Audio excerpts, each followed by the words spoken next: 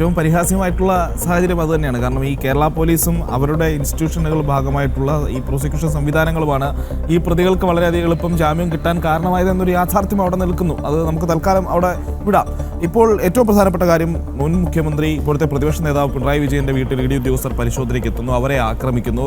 അത് മാധ്യമങ്ങൾ വഴി തത്സമയം ലോകം മുഴുവൻ കണ്ടതാണ്. ഈ IPB അടക്കമുള്ള CPM ക്രിമിനലുകൾ എന്തൊക്കെയാണ് അവിടെ കാട്ടിക്കൂട്ടിയതെന്നുള്ളത് നമ്മൾ കണ്ടതാണ്. ഓക്കെ, അതൊക്കെ അവിടെ നിൽക്കട്ടെ. ഈ പ്രതികൾ ഈ ജാമ്യം ലഭിച്ചതിൻ്റെ ഭാഗമായി, ജാമ്യവ്യവസ്ഥയുടെ ഭാഗമായി മ്യൂസിയം സ്റ്റേഷനിൽ ഒപ്പിടാനെത്തുന്നു. 24-25 പ്രതികളുണ്ട്. അവരാണ് ഈ പറയുന്ന ദിവസം അവിടെ ഒപ്പിടാനെത്തേണ്ടിയിരുന്നത്. അപ്പോൾ ഒപ്പിടാനെത്തിയ പ്രതികൾ അവിടെ ഓണം ആഘോഷിക്കുന്നതും റീൽസ് ഇടുന്നതും ഒക്കെയാണ് നമ്മൾ മാധ്യമങ്ങളിലൂടെ കാണുന്നതും. ജനം TV-യാണ് വാർത്ത പുറത്തുവിടുന്നതും പിന്നീട് വിവാദമാകുന്നത്. അപ്പോൾ ഇതിനെ രണ്ട് രീതിയിൽ വേണം വിലയിരുത്താൻ. ഒന്ന്, ഇതിലേതെങ്കിലും രീതിയിലുള്ള നിയമലംഘനങ്ങൾ നടന്നിട്ടുണ്ടോ? രണ്ട്, ഇതിൽ പൊതുജനത്തിന് നൽകുന്ന സന്ദേശം എന്താണ്?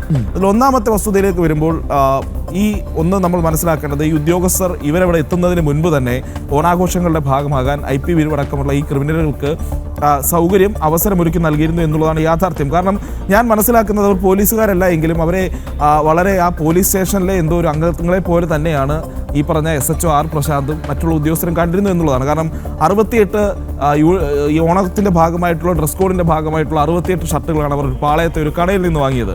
അതിൽ 3 എണ്ണം ഒരു കോൺസ്റ്റബിൾ വഴി IPB കയ്യിലെത്തിയിരുന്നു നേരത്തെ തന്നെ എന്നുള്ളതാണ്. അതായത്, നിങ്ങൾ ഒപ്പിടാൻ വരുന്ന ദിവസം ഞങ്ങളുടെ ഓണാഘോഷമാണ്, അപ്പോൾ താങ്കളും ഇതേ ഡ്രസ്സ് ധരിച്ച് ഞങ്ങളുടെ ഓണാഘോഷങ്ങളുടെ ഭാഗമാകണമെന്ന് അഭ്യർത്ഥിക്കുന്നു എന്ന രീതിയിലാണ് പോലീസ് കണ്ടത് എന്നുള്ളതാണ് അതിൽ കാണേണ്ടത്. അങ്ങനെ IPB അതെ, അതാണ് ഏറ്റവും പ്രധാനപ്പെട്ട കാര്യം. അന്നേ ദിവസം എന്തായാലും ഡ്രസ് കോഡാണല്ലോ, താങ്കളും കാക്കിയിട്ടുണ്ട് വരുമെന്ന് പറയുന്നത് ഭാഗ്യം. എന്തായാലും അങ്ങനെ കൊടുക്കുന്നു, അവർ വരുന്നു, ഓണം ആഘോഷിക്കുന്നു. ഇനി വേറൊരു കാര്യം കൂടി പറയാനുള്ളത്, ഈ ആടിയ ഊഞ്ഞാൽ, ഇപ്പോൾ ഏറ്റവും പുതിയതായി കേൾക്കുന്നത് അവിടെ ഊഞ്ഞാൽ കെട്ടാൻ ആളെ വിളിച്ചത് IPB ആണെന്നുള്ളതാണ്. ഒന്ന് ആലോചിച്ച് നോക്കൂ. അപ്പോൾ ഈ സ്ഥിരം ക്രിമിനലായിട്ടുള്ള IPB പോലെയുള്ള ഗുണ്ടകൾ, CPM-ന്റെ തിരുവനന്തപുരത്തെ ഗുണ്ടകൾ, അവിടുത്തെ സകല സംഘർഷ സാഹചര്യങ്ങളിലും ഉണ്ടാകുന്ന ഗുണ്ടകൾക്ക് ഈ മ്യൂസിയം പോലീസ് സ്റ്റേഷനിലെ ആളുകളുമായി ഇത്ര ഇഴയെടുപ്പം എങ്ങനെയാണ് വരുന്നത് എന്നുള്ളതാണ് ഒന്നാമത്തെ ചോദ്യം. രണ്ട്, നേരത്തെ ഞാൻ ചോദിച്ചതുപോലെ എന്തെങ്കിലും നിയമപരമായിട്ടുള്ള പ്രശ്നങ്ങളുണ്ടോ? ഉണ്ട് എന്നുള്ളതാണ് എൻ്റെ അഭിപ്രായം. കാരണം ആ സ്റ്റേഷനിലെ SHO R പ്രശാന്ത് എന്ന് പറയുന്നത് ഈ ഉദ്യോഗസ്ഥരെ ആക്രമിച്ച കേസിൽ രൂപീകരിക്കപ്പെട്ട SIT-യിൽ ഉണ്ടായിരുന്ന ഉദ്യോഗസ്ഥനാണ്. അപ്പോൾ അങ്ങനെ ഒരു ഉദ്യോഗസ്ഥൻ ഭരിക്കുന്ന പോലീസ് സ്റ്റേഷനിൽ സർവ്വസ്വാതന്ത്ര്യത്തോടെ ഈ ക്രിമിനലുകൾ കയറി ഇറങ്ങുമ്പോൾ ഈ അന്വേഷണം സാധൂകരിക്കപ്പെടരുത് എന്നുള്ള കോടതിയുടെ ജാമ്യ വ്യവസ്ഥയ്ക്ക് അവിടെ ലംഘനമുണ്ടായിട്ടുണ്ട്.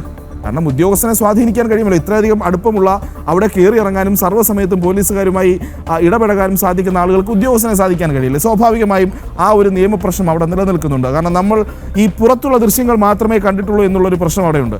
രണ്ട്, അകത്ത് ഉണ്ടായിരുന്ന CCTV ദൃശ്യങ്ങൾ പുറത്തുവിട്ടാൽ അറിയാം ഈ പോലീസുകാരും ഈ പറഞ്ഞ R പ്രശാന്തും മറ്റു പോലീസുകാരും ഈ പറഞ്ഞ ഗുണ്ടകളും തമ്മിലുള്ള ബന്ധം എത്രത്തോളമാണെന്നുള്ളത്.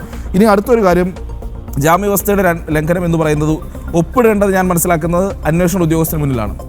പക്ഷേ ഒപ്പിട്ടിരിക്കുന്ന അവിടുത്തെ ഏതൊരു ഗ്രേഡ് SIയുടെ മുന്നിലാണ്. അതും ജാമ്യവ്യവസ്ഥയുടെ ലംഘനമാണ്. അപ്പോൾ സർവ്വ രീതിയിലും ഈ കോടതിയിലെ ജാമ്യവ്യവസ്ഥകൾ ലംഘിക്കപ്പെട്ട സാഹചര്യമുണ്ട്. അന്വേഷണ ഉദ്യോഗസ്ഥനെ സ്വാധീനിക്കാനുള്ള സാധ്യത അവിടെ നിലനിൽക്കുന്നു. അപ്പോൾ ജാമ്യവ്യവസ്ഥ ലംഘിക്കപ്പെട്ടിരിക്കുന്ന സാഹചര്യമുണ്ട്. അത് നിയമപ്രശ്നമാണ്.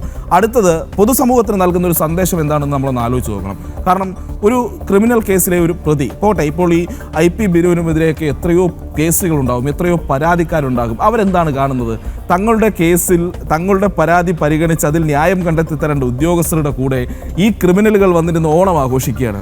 പിന്നെ തങ്ങൾക്ക് എന്ത് നീതി അവിടെ നിന്ന് ആ ജനങ്ങൾക്ക്, ഈ പരാതിക്കാർക്ക് ആ സ്റ്റേഷനിൽ നിന്ന് പ്രതീക്ഷിക്കാൻ കഴിയും? അതൊരു സ്വാഭാവികമായിട്ടുള്ള പോലീസിംഗ് സംവിധാനം എന്ന് പറയുന്നത് ഈ പറയുന്ന കുറച്ച് പേർക്ക് വേണ്ടി അവർക്ക് അനുകൂലമായി നിൽക്കുമെന്നുള്ളൊരു സംശയം ജനിക്കപ്പെടുന്ന സാഹചര്യമല്ല. ഇപ്പോൾ ഒരു പോക്സോ കേസിലെ ഒരു പ്രതിയും ഒരു കോടതി ജഡ്ജിയും കൂടെ ഒരുമിച്ച് നിന്ന് ചായ കുടിച്ചാൽ അത് നൽകുന്ന സന്ദേശം എന്തായിരിക്കും? അതിന് സമാനമായ രീതിയിലാണ് ഒരു ക്രിമിനലും ആ ക്രിമിനലിനെതിരെ നടപടിയെടുക്കേണ്ട ഉദ്യോഗസ്ഥരും സൗഹൃദം പങ്കിടുക എന്നുള്ളത് പൊതുസമൂഹത്തിന് നൽകുന്ന തെറ്റായ സന്ദേശം. അപ്പോൾ ഇതിൽ ഏറ്റവും പ്രധാനപ്പെട്ട കാര്യം, ഈ പിണറായി പോലീസോ എന്ന് ചോദിക്കുന്നതിനപ്പുറത്തേക്ക് ഇത് മുഴുവൻ ഇവരുടെ കൺട്രോളിൽ തന്നെയാണ്. കാരണം രമേശ് ചെന്നിത്തല എന്ന് പറയുന്നത് ഇപ്പോഴും ഒരു പപ്പറ്റായിരിക്കുന്നു എന്ന് എനിക്ക് പല സമയത്തും തോന്നിയിട്ടുണ്ട്. കാരണം സംസ്ഥാന ആഭ്യന്തര വകുപ്പിനെ ഏതെങ്കിലും രീതിയിലുള്ള ഇത്രയും ദിവസത്തെ ഭരണം കൊണ്ട് ഏതെങ്കിലും രീതിയിലുള്ള ട്രാൻസ്ഫോർമേഷൻ നമുക്ക് കാണാൻ കഴിയുന്നില്ല. കാരണം പോലീസിൻ്റെ വീഴ്ചകൾ തുടരുന്നു. അടൂരിലുള്ളൊരു 23-കാരൻ്റെ ജനനേന്ദ്രിയം തല്ലിയുടെ പൊട്ടിച്ചതായി ശാസ്താംകോട്ട പോലീസിനെതിരെ പരാതി വരുന്നു. അപ്പോൾ സ്വാഭാവികമായും പോലീസിങ്ങിൻ്റെ രീതിയോ പോലീസിങ്ങിൻ്റെ കാര്യങ്ങളോ മാറുന്നില്ല എന്നുള്ളതാണ് അതിലേറ്റവും പ്രധാനപ്പെട്ടത്. ED പോലൊരു പ്രധാനപ്പെട്ട ഏജൻസിയെ ആക്രമിച്ച ആളുകൾക്ക് സംസ്ഥാനത്തെ പോലീസ് സ്റ്റേഷനിൽ സർവ്വ സ്വാതന്ത്ര്യം കിട്ടുന്നു എന്ന് പറയുമ്പോൾ അത് വളരെ ഗുരുതരവുമാണ്.